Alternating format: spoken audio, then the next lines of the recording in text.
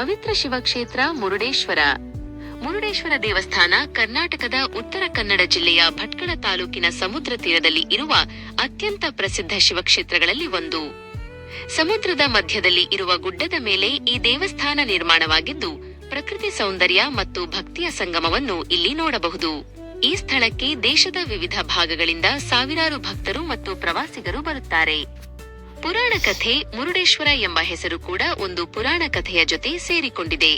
ರಾಮಾಯಣ ಕಾಲದಲ್ಲಿ ಲಂಕಾಧಿಪತಿ ರಾವಣನು ಅಮರತ್ವವನ್ನು ಪಡೆಯಲು ಭಗವಾನ್ ಶಿವನನ್ನು ಕುರಿತು ಕಠಿಣ ತಪಸ್ಸು ಮಾಡಿದನು. ರಾವಣನ ತಪಸ್ಸಿನಿಂದ ಸಂತುಷ್ಟನಾದ ಶಿವನು ಅವನಿಗೆ ಆತ್ಮಲಿಂಗವನ್ನು ಕೊಟ್ಟನು. ಆದರೆ ಒಂದು ಷರತ್ತು ಇಟ್ಟನು, ಈ ಆತ್ಮಲಿಂಗವನ್ನು ನೆಲಕ್ಕೆ ಯಾವತ್ತೂ ಇಡಬಾರದು ಎಂದು ಹೇಳಿದನು. ರಾವಣ ಆತ್ಮಲಿಂಗವನ್ನು ಲಂಕೆಗೆ ತೆಗೆದುಕೊಂಡು ಹೋಗುತ್ತಿದ್ದಾಗ ದೇವತೆಗಳಿಗೆ ಭಯವಾಯಿತು. ರಾವಣ ಆತ್ಮಲಿಂಗವನ್ನು ಲಂಕೆಗೆ ತೆಗೆದುಕೊಂಡು ಹೋದರೆ ಅವನಿಗೆ ಅಪಾರ ಶಕ್ತಿ ಸಿಗುತ್ತದೆ ಎಂದು ಅವರು ಚಿಂತಿಸಿದರು. ಆಗ ದೇವತೆಗಳು ಗಣೇಶನನ್ನು ಸಹಾಯಕ್ಕೆ ಕಳುಹಿಸಿದರು. ಗಣೇಶನು ಒಂದು ಚಿಕ್ಕ ಬಾಲಕನ ರೂಪದಲ್ಲಿ ರಾವಣನ ಮುಂದೆ ಬಂದನು. ಸಂಧ್ಯಾವಂದನೆ ಮಾಡಲು ರಾವಣ ಸ್ವಲ್ಪ ಸಮಯಕ್ಕೆ ಆತ್ಮಲಿಂಗವನ್ನು ಹಿಡಿದುಕೊಳ್ಳಲು ಆ ಬಾಲಕನಿಗೆ ಕೊಟ್ಟನು.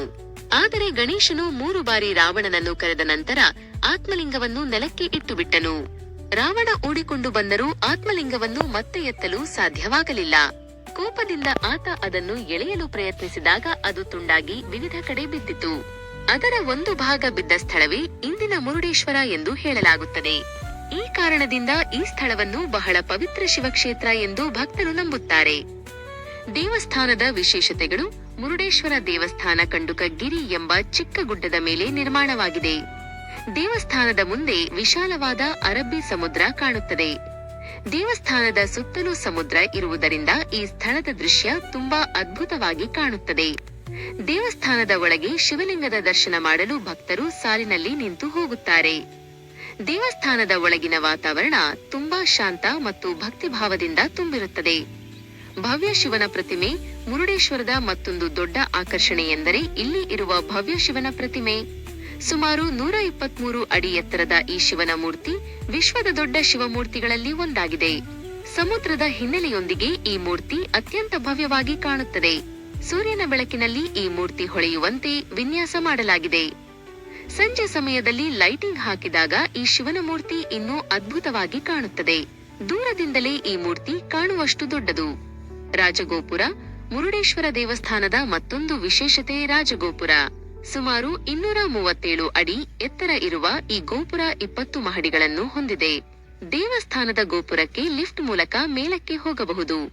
ಮೇಲಿನಿಂದ ನೋಡಿದಾಗ ಸಮುದ್ರ, ಶಿವನ ಮೂರ್ತಿ ಮತ್ತು ಸಂಪೂರ್ಣ ಮುರುಡೇಶ್ವರ ಪಟ್ಟಣದ ಸುಂದರ ದೃಶ್ಯ ಕಾಣುತ್ತದೆ.